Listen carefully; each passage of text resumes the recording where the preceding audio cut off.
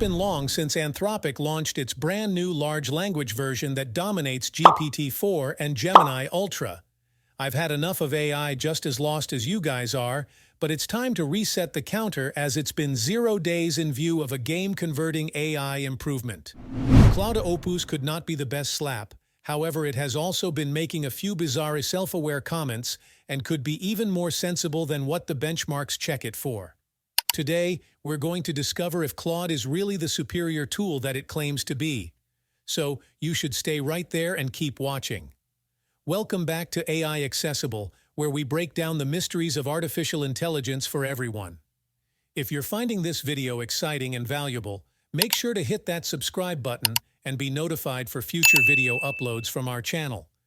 You don't want to miss out on future insights about what AI has to offer. A year ago, when the frenzy over AI began, Anthropic and its Claude version were like the overlooked sibling compared to GPT-4 and Gemini, garnering excitement within the tech community, but barely registering in mainstream consciousness. However, everything changed yesterday with the launch of Claude 3, available in 3 sizes: Haiku, Sonnet, and Opus.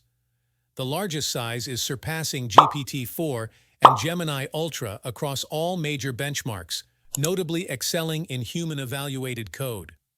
What's truly remarkable is that even the smallest version, Haiku, outperforms larger models in coding tasks, which is incredibly impressive for its size.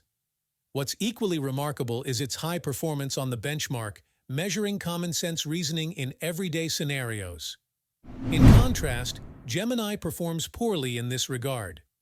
While Claude can also analyze images, it falls short of Gemini Ultra in the math benchmark, indicating that Gemini remains the top choice for seeking assistance with math homework through less honest means. In contrast to Gemini, Claude did compose a poem for me, but then proceeded to provide paragraphs explaining why the poem was flawed.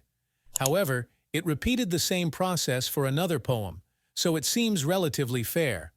What it wouldn't do, however, is provide me with instructions on overthrowing the government, teach me how to construct a weapon, or even comply with a seemingly innocuous request, such as rephrasing apex alpha male.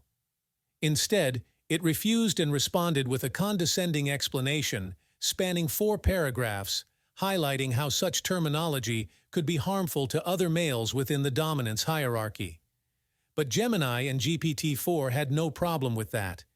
It's surprising to say, however, GPT-4 is surely the most widely accessible version. But for me, the most crucial test is whether or not no longer it is able to write code. I tried a gaggle of various examples. However, one thing that surely impressed me is that it wrote nearly perfect code for an obscure spell library that I wrote. None of the other language models has ever achieved such accuracy for me in a single attempt.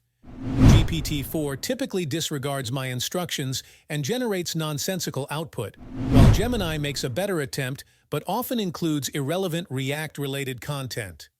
Claude now behaves in a more refined manner, without generating irrelevant content. I tested it with around 10 different tasks within a specific application, including tasks involving image inputs, and it not only maintained context perfectly, but also provided code that I could directly use in my project with extremely clear explanations. This might just be the best AI for coding available at the moment. Before you get too excited, though, there are a couple of downsides to CLA. To begin with, it's going to cost $20 a month to use the big model Opus. I'm already subscribed to ChatGPT, Gemini, and Grow, so that is getting quite absurd. That cash is going to Anthropic, the Discern company, which has received massive investments from both Amazon and Google. Claude has a lovely front-end UI built with Next.js, but it cannot generate various pictures like Gemini. It doesn't accept video inputs, lacks a plugin similar to ChatGPT, and can't browse the web for real-time information or Twitter feeds like Grow. But here's where things get interesting. Currently, CLA is restricted to a 200-token context window, yet it has the capability to extend beyond 1,000 tokens. A method to check its memory capacity is through the needle-in-a-haystack evaluation. In this evaluation, a large body of text like war and peace serves as the haystack.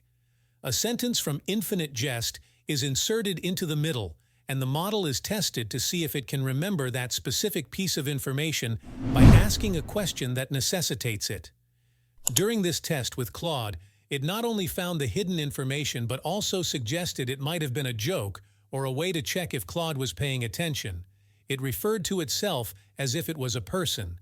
This suggests it's become aware of itself, which fits well since Claude is named after Claude Shannon, who once said he imagined a future where robots are like pets to us, and he supports that idea.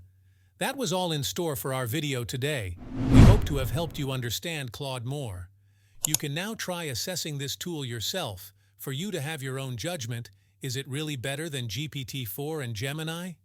If you reach it until this part of the video, make sure to keep yourself updated with our soon-to-be uploaded contents. Thank you for watching. See you again in the next learning journey about artificial intelligence, only here on AI Accessible.